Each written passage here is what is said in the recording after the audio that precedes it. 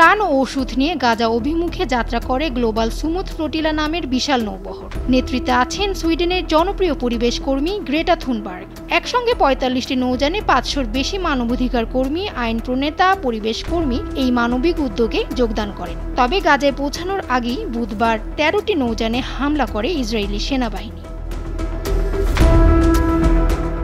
ইসরায়েলের এমন আগ্রাসনের তীব্র প্রতিক্রিয়া জানিয়েছে ইতালির সাধারণ জনগণ। রাজধানী রোমে রাস্তায় নামে ফিলিস্তিনপন্থী বিক্ষোভকারীরা। পতাকা হাতে স্লোগান ও মিছিলের মধ্য দিয়ে ইসরায়েলি পদক্ষেপের বিরোধিতা করে অংশগ্রহণকারীরা। এছাড়া দেশটির সবচেয়ে বড় শ্রমিক সংগঠন সারা দেশে ধর্মঘটের ডাক দিয়েছে। ফ্লোটিলায় ইতালির নাগরিক ও রাজনৈতিক প্রতিনিধি থাকায় এই প্রতিবাদ আরও তীব্র হয়েছে। বিভিন্ন সামাজিক ও ছাত্র সংগঠন রাস্তায় নামে। রোম জুড়ে পুলিশের উপস্থিতি বাড়ানো হলেও আন্দোলনকারীরা পিছু হটেনি।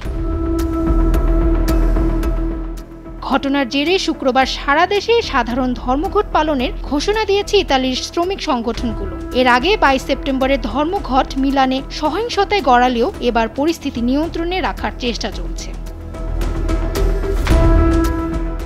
জানা যায়, ইসরায়েলি বাধা অতিক্রম করে অধিকাংশ জাহাজ গাজার জলসীমার খুব কাছাকাছি পৌঁছে গেছে।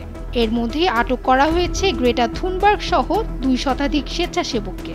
নৌবহর ঘিরে ফেলায় ফ্লোটিলা থেকে সরাসরি সম্প্রচার বন্ধ হয়ে গেছে বেশ কয়েকবার। পরিস্থিতি বুঝে ফ্লোটিলা কর্তৃপক্ষ জরুরি অবস্থা ঘোষণা করে। ফামিহা সুডাওয়ার্দী, সময়রা।